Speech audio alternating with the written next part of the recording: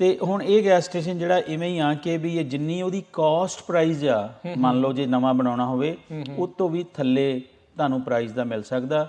Gas station ਜਿਹੜਾ ਹੁਣੇ list ਕੀਤਾ ਵਾ, ਠੀਕ ਹੈ, ਤੇ ਵਧੀਆ ਗੈਸ ਸਟੇਸ਼ਨ ਆ, ਜਿਹਦਾ ਨਵਾਂ ਬਣਿਆ ਹੋਇਆ ਵਾ, 2 ਸਾਲ ਹੋ ਗਿਆ ਉਹਨੂੰ ਬਿਲਡ ਹੋਏ ਨੂੰ। ਠੀਕ ਹੈ, ਤੇ ਇੱਕ ਓਪਰਚੁਨਿਟੀ ਆ ਉਹ ਇਸ ਤਰੀਕੇ ਦੇ ਨਾਲ ਆ ਕਿ ਬਈ ਜੇ ਕੋਈ ਨਵੀਂ ਫੈਮਿਲੀ, ਜਿਵੇਂ ਆਪਾਂ ਅੱਗੇ ਗੱਲ ਕੀਤੀ ਉਹ ਅਮਰੀਕਨ ਡ੍ਰੀਮ ਵਾਲੀ ਗੱਲ, ਜਿਨ੍ਹਾਂ ਦੇ ਅੰਦਰ ਉਹ ਫਾਇਰ ਪਾਵਰ ਹੈਗੀ ਆ, ਆਪ ਕੰਮ ਕਰਨਗੇ ਓਨਰ ਆਪਰੇਟਰ, ਤੇ ਮੈਨੂੰ ਪੱਕਾ ਪਤਾ ਵੀ ਉਹ ਜ਼ਰੂਰ ਸਕਸੈਸਫੁਲ ਹੋਣਗੇ। ਕਮਰਸ਼ੀਅਲ ਰੀਅਲ ਏਸਟੇਟ ਆ, ਉਹ 'ਚ ਵੀ ਚੀਜ਼ਾਂ ਸੇਲ ਤੇ ਲੱਗੀਆਂ ਹੋਈਆਂ ਬਹੁਤ ਘੱਟ ਆ।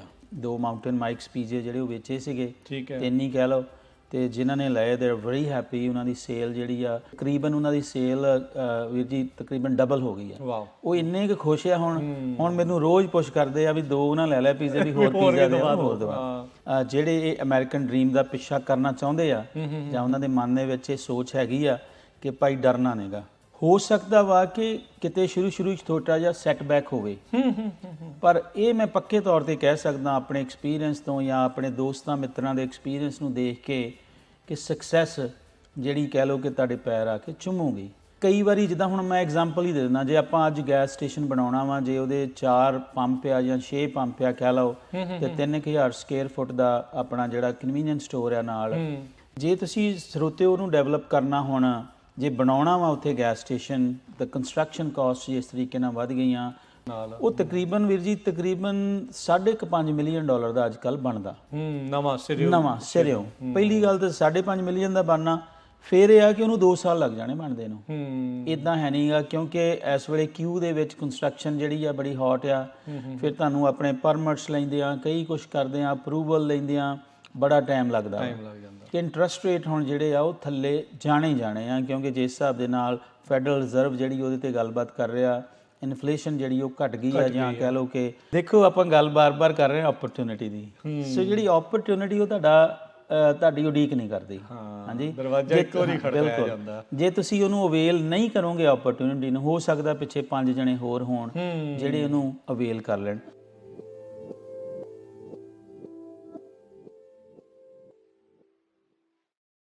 ਪੰਜਾਬੀ ਰੇਡੀਓ USA ਸੁਣ ਦੇਖ ਰਹੇ ਸਾਰੇ ਹੀ ਸਰੋਤਿਆਂ ਦਰਸ਼ਕਾਂ ਨੂੰ ਜੀ ਆਇਆਂ ਨੂੰ ਪਿਆਰ ਭਰੀ ਸਤਿ ਸ੍ਰੀ ਅਕਾਲ। ਮੈਂ ਰਾਜਕਰਮਵੀਰ ਸਿੰਘ, ਮੇਰੇ ਨਾਲ ਅੱਜ ਸਟੂਡੀਓ ਦੇ ਵਿੱਚ ਜ਼ੈਂਡਰ ਮੌਰਗੇਜ ਅਤੇ ਰੀਅਲ ਏਸਟੇਟ ਤੋਂ ਸੁਖਬੀਰ ਸਿੰਘ ਭੰਡਾਲ ਜੀ ਜੁੜੇ ਨੇ।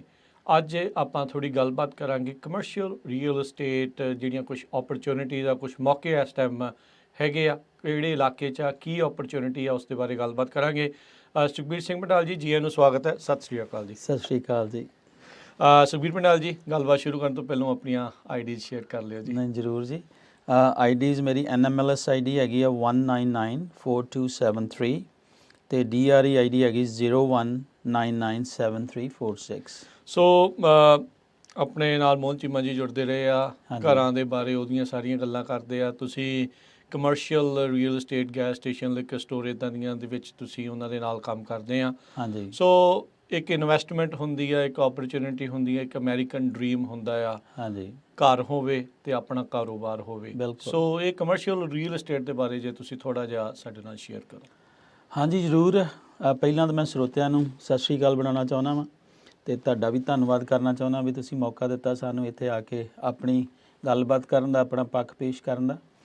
ਸਵਾਲ ਤੁਹਾਡਾ ਬਹੁਤ ਵਧੀਆ ਵਾ।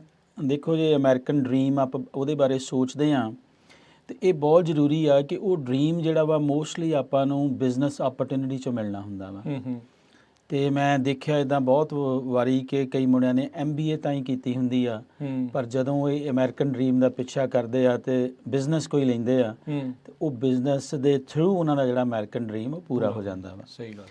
ਹਾਂਜੀ, ਅਤੇ ਸੋ ਦੇਖੋ, ਕਮਰਸ਼ੀਅਲ ਇਨਵੈਸਟਮੈਂਟ ਜਾਂ ਬਿਜ਼ਨਸ ਲੈਣ ਦੇ ਵਿੱਚ ਕਈ ਵਾਰੀ ਬੰਦਾ ਡਰਦਾ ਹੁੰਦਾ ਵਾ ਕਿ ਵੀ ਪਤਾ ਨਹੀਂ ਕੀ ਹੋ ਜਾਣਾ ਵਾ, ਜਾਂ ਮੈਂ ਜੇ ਇੰਨੇ ਪੈਸੇ ਲਾਊਂਗਾ ਅਤੇ ਮੈਨੂੰ ਕੋਈ ਫਾਇਦਾ, ਰਿਟਰਨ ਮਿਲੂਗੀ ਕਿ ਨਹੀਂ ਮਿਲੂਗੀ। ਸੋ ਸਭ ਤੋਂ ਪਹਿਲਾਂ ਤਾਂ ਮੈਂ ਇਹ ਕਹਿਣਾ ਚਾਹੁੰਦਾ ਵੀ ਜਿਹੜਾ ਤੁਸੀਂ ਸਵਾਲ ਪੁੱਛਿਆ, ਜੇ ਅਮਰੀਕਨ ਡ੍ਰੀਮ ਤੁਸੀਂ ਪੂਰਾ ਕਰਨਾ ਚਾਹੁੰਦੇ ਹੋ ਅਤੇ ਫਿਰ ਰਿਸਕ ਲੈਣਾ ਪੈਣਾ ਜ਼ਿੰਦਗੀ ਦੇ ਵਿੱਚ, ਜਿਹਨੂੰ ਆਪਾਂ ਕਹਿ ਦਈਦਾ ਕੈਲਕੂਲੇਟਡ ਰਿਸਕ।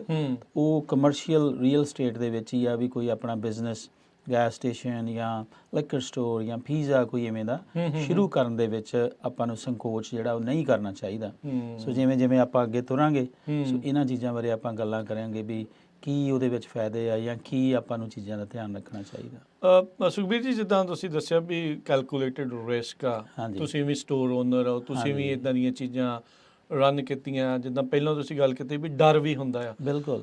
ਜਦੋਂ ਤੁਸੀਂ ਪਹਿਲੀ ਵਾਰੀ ਇਦਾਂ ਬਾਏ ਕਰਨ ਲੱਗੇ ਸੀ, ਤੁਹਾਡੇ ਮਨ 'ਚ ਕਿੱਦਾਂ ਦੇ ਸ਼ੰਕੇ ਸੀ? ਮੈਨੂੰ ਲੱਗਦਾ ਸਾਰਿਆਂ ਦੇ ਮਨ 'ਚ ਸੇਮ ਹੀ ਹੁੰਦੇ ਹੋਣਗੇ, ਤੇ ਉਹ ਕਿੱਦਾਂ ਦੂਰ ਕਿੱਦਾਂ ਹੁੰਦਾ ਫਿਰ ਇਹ? ਹਾਂਜੀ, ਬਿਲਕੁਲ ਤੁਸੀਂ ਗੱਲ ਸਹੀ ਕੀਤੀ ਆ ਕਿ ਜਦੋਂ ਆਪਾਂ ਕੋਈ ਵੀ ਵੱਡੇ ਵੱਡੇ ਆਪਾਂ ਕਈ ਦਿੱਗਜ ਦੇਖਦੇ ਆ ਜਾਂ ਆਪਣੇ ਏਰੀਏ ਦੇ ਵਿੱਚ ਹੁੰਦੇ ਆ, ਜ਼ਰੂਰੀ ਨਹੀਂ ਕਿ ਆਪਾਂ ਜਿਹੜੇ ਬਿਲੀਅਨੇਅਰ ਉਹਨਾਂ ਨੂੰ ਹੀ ਦੇਖਣਾ।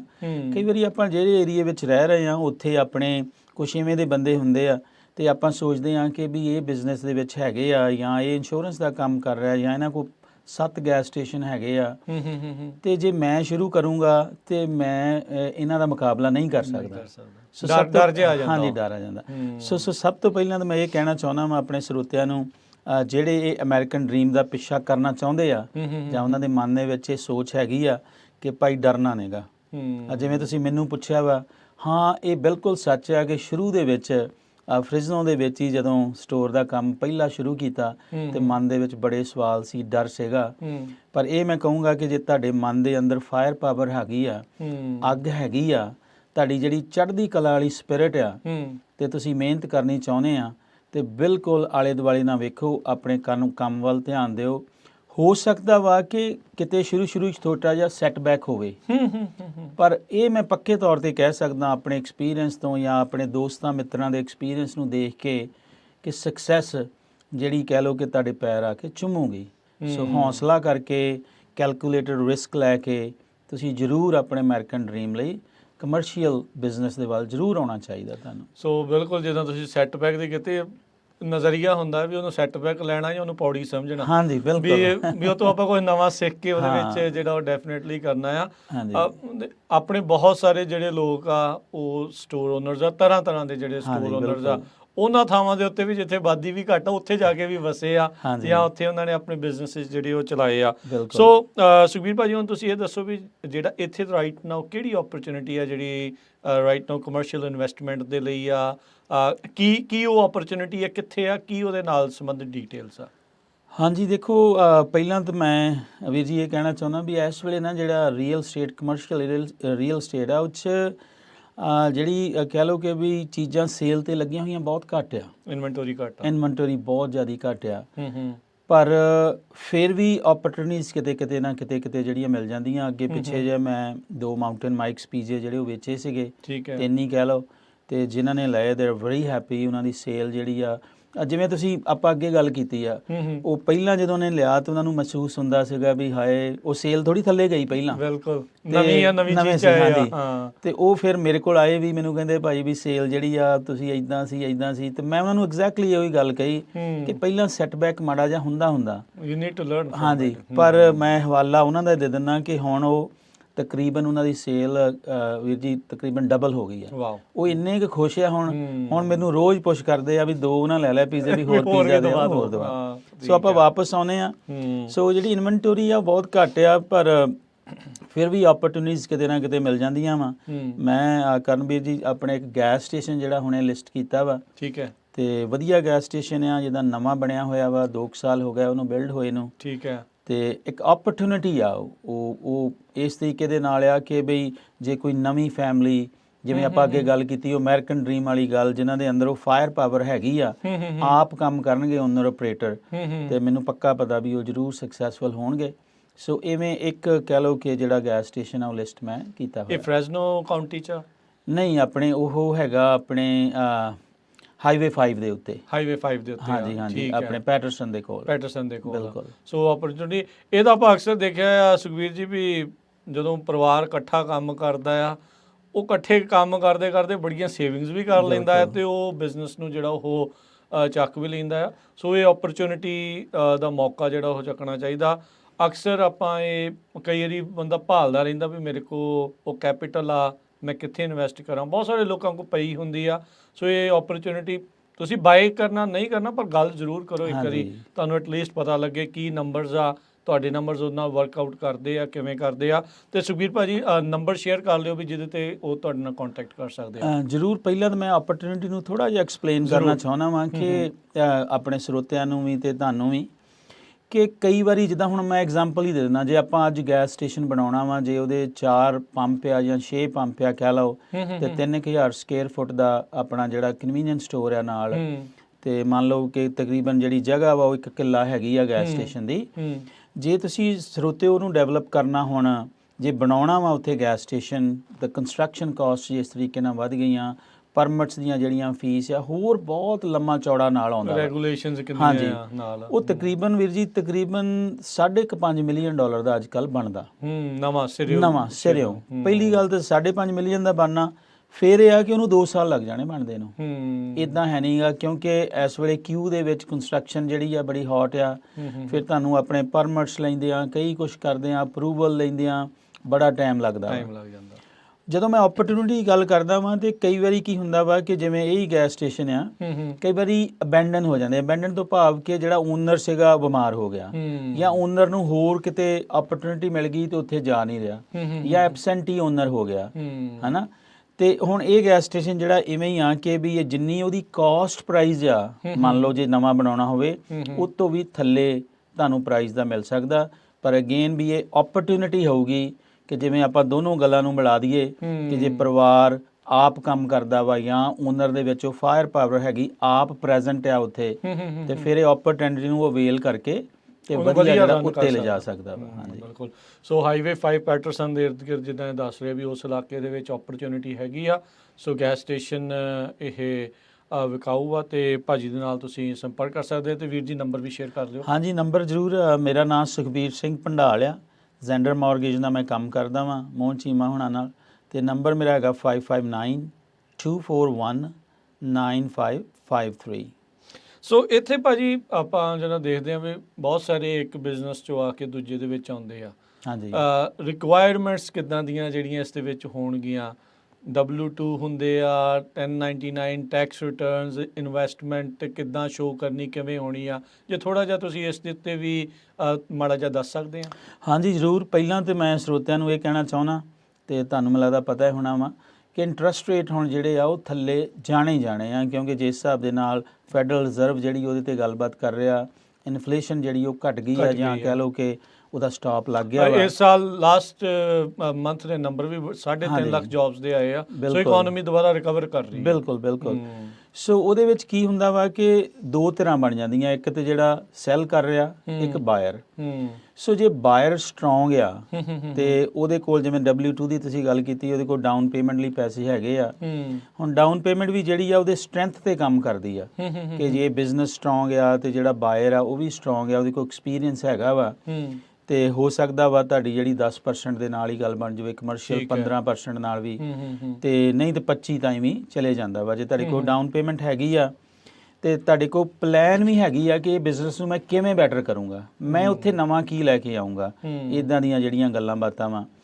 ਸੋ ਉਧਰੋਂ ਫਿਰ ਦੂਜੇ ਪਾਸਿਓਂ ਜੇ ਉਹਦੇ ਨੰਬਰਸ ਜਿਹੜੇ ਸਟਰੋਂਗ ਆ, ਜਾਂ ਉਹ ਜਿਹੜੀ ਵੀ ਉਹਦੀ ਕਹਿ ਲਓ ਮੌਰਗੇਜ ਬਣਨੀ ਆ, ਉਹਨੂੰ ਉਹ ਕਰਦਾ ਵਾ ਸਪੋਰਟ, ਫਿਰ ਜਿਹੜਾ ਲੋਨ ਆ ਉਹ ਫਿਰ ਈਜ਼ੀ ਹੋ ਜਾਂਦਾ ਵਾ। ਸੋ ਤੁਹਾਡੇ ਕੋਲ ਡਾਊਨ ਪੇਮੈਂਟ ਦਾ ਹੋਣਾ, ਤੁਹਾਡਾ ਕ੍ਰੈਡਿਟ ਵਧੀਆ ਹੋਣਾ, ਤੁਹਾਡਾ ਐਕਸਪੀਰੀਅੰਸ ਹੋਣਾ ਉਸ ਫੀਲਡ ਦੇ ਵਿੱਚ, ਤੇ ਨਾਲ ਦੀ ਨਾਲ ਤੁਹਾਡੀ ਜਿਹੜੀ ਪਲਾਨ ਆ ਨਵੀਂ, ਕਿ ਜਿੱਦਾਂ ਓਪਰਚੁਨਿਟੀ ਦੀ ਆਪਾਂ ਗੱਲ ਕਰਦੇ ਵੀ ਮੈਂ ਇਹਦੇ 'ਚ ਨਵਾਂ ਕੀ ਲੈ ਕੇ ਆਊਂਗਾ, ਮੈਂ ਇਹਦੀ ਸੇਲ ਨੂੰ ਕਿਵੇਂ ਹੋਰ ਵਧਾਊਂਗਾ। ਸੋ ਇਹ ਜੇ ਸਾਰੀਆਂ ਗੱਲਾਂ ਸਾਰੀਆਂ ਇਕੱਠੀਆਂ ਹੈ ਤੁਹਾਡੇ ਕੋਲ, ਤੇ ਫਿਰ ਤੁਹਾਡਾ ਜਿਹੜਾ ਕਹਿ ਲਓ ਕਿ ਇਸ ਪਾਸੇ ਨੂੰ ਲੋਨ ਹੋਣਾ ਜਾਂ ਉਹਦੇ ਵਿੱਚ ਸਕਸੈਸਫੁਲ ਹੋਣਾ ਬਿਜ਼ਨਸ ਨੂੰ ਲੈਣ ਦੇ ਵਿੱਚ ਬੜਾ ਸੌਖਾ ਹੋ ਜਾਂਦਾ। ਬਿਲਕੁਲ। ਸੋ ਤੁਸੀਂ ਸੁਖਬੀਰ ਭੰਡਾਲ ਜੀ ਦੇ ਨਾਲ ਕੰਟੈਕਟ ਕਰ ਸਕਦੇ ਆ 5592419553 ਇਸ ਨੰਬਰ ਦੇ ਉੱਤੇ ਜਿਹੜਾ ਤੁਸੀਂ ਕਾਲ ਕਰ ਸਕਦੇ ਆ। ਇੰਟਰਸਟ ਰੇਟਸ ਦੀ ਤੁਸੀਂ ਗੱਲ ਕੀਤੀ ਸੀ, ਫੈਡ ਦੀ ਲਾਸਟ ਮੀਟਿੰਗ ਦੇ ਵਿੱਚ ਉਹਨਾਂ ਨੇ ਸਟੇਬਲ ਰੱਖਿਆ ਹੈ, ਕੋਈ ਛੇੜਛਾੜ ਨਹੀਂ ਕੀਤੀ। ਇਸ ਸਾਲ ਕਹਿ ਰਹੇ ਵੀ ਤਕਰੀਬਨ ਮੇਬੀ 1%, ਕਈ ਸਟ੍ਰੈਟੇਜਿਸਟ 2% ਤੱਕ ਵੀ ਕਹਿ ਰਹੇ ਆ ਵੀ ਇੰਟਰਸਟ ਰੇਟ ਕੱਟ ਜਿਹੜੇ ਉਹ ਕਰਨਗੇ। ਫਿਰ ਬੰਦਾ ਇੱਥੇ ਇਹ ਨਹੀਂ ਸੋਚਦਾ ਵੀ ਪਹਿਲਾਂ ਘੱਟ ਹੋ ਲੈਂਦੀ ਹੈ ਫਿਰ ਹੀ ਉਦੋਂ ਲਵਾਂਗੇ। ਉਹਨਾਂ ਨੂੰ ਫਿਰ ਤੁਸੀਂ ਕੀ ਕਹਿਣਾ ਚਾਹੁੰਦੇ ਆ? ਦੇਖੋ, ਆਪਾਂ ਗੱਲ ਬਾਰ-ਬਾਰ ਕਰ ਰਹੇ ਹਾਂ ਓਪਰਚੁਨਿਟੀ ਦੀ। ਸੋ ਜਿਹੜੀ ਓਪਰਚੁਨਿਟੀ ਉਹ ਤੁਹਾਡੀ ਉਡੀਕ ਨਹੀਂ ਕਰਦੀ। ਹਾਂਜੀ, ਦਰਵਾਜ਼ਾ ਇੱਕੋ ਵਾਰੀ ਖੜਕਾਇਆ ਜਾਂਦਾ। ਜੇ ਤੁਸੀਂ ਉਹਨੂੰ ਅਵੇਲ ਨਹੀਂ ਕਰੋਗੇ ਓਪਰਚੁਨਿਟੀ ਨੂੰ, ਹੋ ਸਕਦਾ ਪਿੱਛੇ 5 ਜਣੇ ਹੋਰ ਹੋਣ ਜਿਹੜੇ ਉਹਨੂੰ ਅਵੇਲ ਕਰ ਲੈਣ। ਮੈਂ ਆਪਣੇ ਐਕਸਪੀਰੀਅੰਸ ਤੋਂ, ਹੁਣ ਇੰਨਾ ਜ਼ਿਆਦਾ ਐਕਸਪੀਰੀਅੰਸ ਆ ਬਿਜ਼ਨਸ ਦੇ ਵਿੱਚ ਵੀ ਜਾਂ ਰੀਅਲ ਸਟੇਟ ਦੇ ਵਿੱਚ ਵੀ, ਇਹ ਚੀਜ਼ ਮੈਂ ਨੋਟ ਕੀਤੀ ਆ ਜਾਂ ਯਾਰਾਂ ਦੋਸਤਾਂ ਵਿੱਚ ਕਈ ਵਾਰੀ ਵੇਖੀਦਾ ਵਾ ਕਿ ਜਿਹੜਾ ਓਪਰਚੁਨਿਟੀ ਨੂੰ ਟਾਈਮ ਸਿਰ ਅਵੇਲ ਕਰ ਗਿਆ ਉਹੀ ਸਕਸੈਸਫੁਲ ਹੋਇਆ। ਇਦਾਂ ਹੀ ਹੈ। ਸੋ ਵਾਪਸ ਤੁਹਾਡੇ ਸਵਾਲ ਨੂੰ ਕਿ ਬਈ ਹਾਂ, ਜੇ ਅੱਜ ਕਿਸੇ ਨੇ ਲੈਣਾ ਵਾ, ਮੰਨ ਲਓ ਗੈਸ ਸਟੇਸ਼ਨ ਲੈਣਾ ਵਾ, SBA ਦੇ ਜਿਹੜੇ ਇੰਟਰਸਟ ਰੇਟ ਉਹ ਜ਼ਿਆਦਾ ਆ, ਘਰ ਲੈਣਾ ਇੰਟਰਸਟ ਜ਼ਿਆਦਾ ਆ, ਪਰ ਜੇ ਤੁਹਾਨੂੰ ਓਪਰਚੁਨਿਟੀ ਮਿਲ ਰਹੀ ਆ ਲੈ ਲਓ, 2 ਸਾਲ ਬਾਅਦ ਉਹਨੂੰ ਰੀਫਾਈਨੈਂਸ ਕਰਾ ਲਓ, ਮੌਕਾ ਮਿਲ ਜਾਣਾ ਤੁਹਾਨੂੰ। ਹਾਂ, ਇਹ ਹੋ ਸਕਦਾ ਵੀ 2 ਸਾਲ ਤੁਹਾਨੂੰ ਥੋੜਾ ਇੰਟਰਸਟ ਜ਼ਿਆਦਾ ਦੇਣਾ ਪਵੇ। ਸੋ ਇਹ ਮੈਂ ਜ਼ਰੂਰ ਉਹਨਾਂ ਨੂੰ ਹੌਸਲਾ ਦੇਵਾਂਗਾ ਕਿ ਵੀ ਓਪਰਚੁਨਿਟੀ ਨੂੰ ਜ਼ਰੂਰ ਅਵੇਲ ਕਰੋ, ਉਹਨੇ ਤੁਹਾਡੀ ਉਡੀਕ ਨਹੀਂ ਕਰਨੀ। ਤੇ ਬਾਅਦ ਦੇ ਵਿੱਚ ਇਦਾਂ ਵੀ ਮੈਂ ਵੇਖਿਆ ਵਾ ਕਿ 2-2 ਸਾਲ ਤਾਈਂ ਫਿਰ ਓਪਰਚੁਨਿਟੀ ਨਹੀਂ ਮਿਲਦੀ। ਨਹੀਂ, ਇਹ ਤਾਂ ਚੀਜ਼ ਆਪਾਂ ਦੇਖੀ ਆ। ਹੁਣ ਜਿੰਨਿਆਂ ਨੇ ਵੀ ਚਿਰਾਂ ਦੇ ਜਿਨ੍ਹਾਂ ਨੇ ਕਿਸੇ ਨੇ ਘਰ ਲਿਆ ਜਾਂ ਇਨਵੈਸਟਮੈਂਟ ਲਈ ਆ ਨਾ, ਉਹ ਕਹਿੰਦੇ ਯਾਰ ਉਦੋਂ ਬਸ ਇੰਨਾ ਕਿ ਥੋੜਾ ਜਿਹਾ ਹੀ ਵੱਧ ਸੀਗਾ, ਜੇ ਕਿਤੇ ਲੈ ਲੈਂਦੇ ਪੰਗਾ, ਬਾਹ ਬੂਹ ਫਸਾ ਲੈਂਦੇ, ਲੱਤ ਫਸਾ ਲੈਂਦੇ ਤੇ ਸ਼ਾਇਦ ਗੱਲ ਬਣ ਜਾਣੀ ਸੀਗੀ। ਸੋ ਇਹ ਮੌਕਾ ਹੀ ਹੁੰਦਾ, ਜੇ ਤੁਹਾਡੀ ਅਫੋਰਡੇਬਿਲਟੀ ਆ, ਤੁਸੀਂ ਕਰ ਸਕਦੇ ਆ, ਤੁਸੀਂ ਉਹਨੂੰ ਵਧੀਆ ਤਰੀਕੇ ਨਾਲ ਰਨ ਕਰ ਸਕਦੇ ਆ, ਤਾਂ ਡੈਫੀਨੇਟਲੀ ਇਹ ਨਾਲੇ ਸੁਖਬੀਰ ਭਾਜੀ ਆਪਾਂ ਦੇਖਿਆ ਹੀ ਆ ਵੀ ਜਿਹੜਾ ਬੰਦਾ ਜਦੋਂ ਇਹਨਾਂ ਸਟੋਰਾਂ 'ਤੇ ਜਾਂ ਪੀਜ਼ੇ 'ਤੇ ਜਾਂ ਕਿਤੇ ਵੀ ਕੰਮ ਕਰਦਾ ਆ, ਉਹਦਾ ਇਵੈਂਚੁਅਲੀ ਮਿਸ਼ਨ ਇਹੀ ਹੁੰਦਾ ਵੀ ਆਪਾਂ ਇੱਕ ਦਿਨ ਓਨ ਕਰਨਾ ਹੈ ਸਾਰੀਆਂ ਚੀਜ਼ਾਂ ਨੂੰ। ਉਹਦੇ ਆਪਣੇ ਆਈਡੀਆਜ਼ ਹੁੰਦੇ, ਉਹਨੂੰ ਵੀ ਹੋਰ ਬੈਟਰ ਕਿੱਦਾਂ ਕਰ ਸਕਦੇ ਆ। ਸੋ ਮੌਕਾ ਹੁੰਦਾ ਤੁਹਾਡੇ ਕੋਲ ਉਹਨਾਂ ਚੀਜ਼ਾਂ ਨੂੰ ਜਿਹੜਾ ਉਹ ਕਰਨ ਦੇ ਲਈ। ਸੋ ਬਹੁਤ ਸ਼ੁਕਰੀਆ, ਬਹੁਤ ਧੰਨਵਾਦ। ਜਾਂਦੇ ਜਾਂਦੇ ਤੁਸੀਂ ਸਰੋਤਿਆਂ ਨੂੰ ਕੁਝ ਹੋਰ ਇਸ ਪ੍ਰਾਪਰਟੀ ਦੇ ਬਾਰੇ ਜਾਂ ਓਵਰਆਲ ਜੇ ਤੁਸੀਂ ਕਮਰਸ਼ੀਅਲ ਇਨਵੈਸਟਮੈਂਟ ਜਾਂ ਰੀਅਲ ਏਸਟੇਟ ਦੇ ਬਾਰੇ ਕੁਝ ਸ਼ੇਅਰ ਕਰਨਾ ਤਾਂ? ਹਾਂਜੀ, ਬਿਲਕੁਲ। ਮੈਂ ਸਰੋਤਿਆਂ ਨੂੰ ਇਹ ਜ਼ਰੂਰ ਕਹੂੰਗਾ ਕਿ ਦੇਖੋ, ਜਦੋਂ ਆਪਾਂ ਕੁਝ ਨਵਾਂ ਕਰਨਾ ਹੁੰਦਾ ਵਾ, ਜਿਵੇਂ ਅਸੀਂ ਅੱਗੇ ਗੱਲ ਕੀਤੀ ਆ, ਆਪਾਂ ਥੋੜ੍ਹੇ ਸਹਿਮੇ ਹੁੰਦੇ ਆ, ਤੇ ਕੋਈ ਗੱਲ ਨਹੀਂ, ਉਹ ਵੀ ਇੱਕ ਨੈਚੁਰਲ ਪੜਾਅ ਹੀ ਆ ਕਿ ਆਪਣੇ ਅੰਦਰ ਉੱਦਾਂ ਦੀ ਜਿਹੜਾ ਆਪਾਂ ਸਹਿਮ ਜਾਂਦੇ ਆ। ਪਰ ਹੌਸਲਾ ਕਰਕੇ ਜੇ ਆਪਾਂ ਕੈਲਕੂਲੇਟਡ ਰਿਸਕ ਲੈਂਦੇ ਆ, ਜੇ ਆਪਾਂ ਨੂੰ ਓਪਰਚੁਨਿਟੀ ਮਿਲਦੀ ਆ ਐਵੇਂ ਦੀ ਕਿ ਜੇ ਤੁਸੀਂ ਕੁਝ ਉਵੇਂ ਦਾ ਹੁਣ ਬਣਾਉਣਾ ਹੋਵੇ, ਉਹ ਬਹੁਤ ਮਹਿੰਗਾ ਬਣਨਾ ਵਾ, ਪਰ ਸਮਹਾਓ ਕਿਸੇ ਰੀਜ਼ਨ ਕਰਕੇ ਉਹ ਤੁਹਾਨੂੰ ਸਸਤਾ ਮਿਲ ਰਿਹਾ, ਤੇ ਓਪਰਚੁਨਿਟੀ ਨੂੰ ਅਵੇਲ ਕਰ ਲੈਣਾ ਚਾਹੀਦਾ ਵਾ। ਜੇ ਆਪਾਂ ਮਿਹਨਤ ਕਰਦੇ ਆ, ਆਪਣੇ ਵਿੱਚ ਉਹ ਫਾਇਰ ਪਾਵਰ ਹੈਗੀ ਆ, ਤੇ ਮੈਂ ਤੁਹਾਨੂੰ ਪੱਕੇ ਤੌਰ 'ਤੇ ਯਕੀਨ ਦਿਵਾਉਣਾ ਕਿ ਜੇ ਤੁਸੀਂ ਉਹ ਫਾਇਰ ਪਾਵਰ ਨੂੰ ਜਿੰਦਾ ਜਾਗਦਾ ਰੱਖੋਗੇ, ਤੇ ਆ ਕੇ ਸਕਸੈਸ ਨੇ ਜਿਹੜੀ ਆ ਤੁਹਾਡੇ ਜਿਹੜੇ ਪੈਰ ਉਹ ਚੁੰਮਣੇ ਆ। ਤੇ ਬਾਕੀ ਜਿਹੜੇ ਗੈਸ ਸਟੇਸ਼ਨ ਦੀ ਅਸੀਂ ਗੱਲ ਕੀਤੀ ਆ, ਤੁਸੀਂ ਮੈਨੂੰ ਕਾਲ ਕਰ ਸਕਦੇ ਹੋ। ਮੇਰਾ ਨੰਬਰ 5592419553 ਆ। ਮੇਰਾ ਇੱਕ ਵਾਅਦਾ ਤੁਹਾਡੇ ਨਾਲ ਆ ਵੀ ਜਿਹੜੀ ਵੀ ਗੱਲ ਮੈਂ ਤੁਹਾਡੇ ਨਾਲ ਕਰੂੰਗਾ ਉਹ ਸੱਚ 'ਤੇ ਆਧਾਰਿਤ 'ਤੇ ਹੋਊਗੀ। ਤੁਹਾਡੇ ਕਹਿ ਲਓ ਕਿ ਅਨਸੈਲਫਿਸ਼ ਹੋ ਕੇ ਉਹ ਗੱਲਬਾਤ ਹੋਊਗੀ, ਤੁਹਾਡੇ ਕਹਿ ਲਓ ਹਿੱਤਾਂ ਨੂੰ ਸੋਚ ਕੇ ਜਿਹੜੀ ਗੱਲ ਹੋਊਗੀ। ਮੇਰੇ ਹਿੱਤ ਜਾਂ ਸਾਡੇ ਰੀਅਲ ਏਸਟੇਟ ਆਫਿਸ ਦੇ ਹਿੱਤ ਜਿਹੜੇ ਉਹ ਪਿੱਛੇ ਹੋਣਗੇ। ਸੋ ਧੰਨਵਾਦ ਤੁਹਾਡਾ ਵੀ ਵੀਰ ਜੀ, ਬੜਾ ਚੰਗਾ ਲੱਗਾ, ਤੇ ਧੰਨਵਾਦ ਸਾਰੇ ਸਰੋਤਿਆਂ ਦਾ ਵੀ।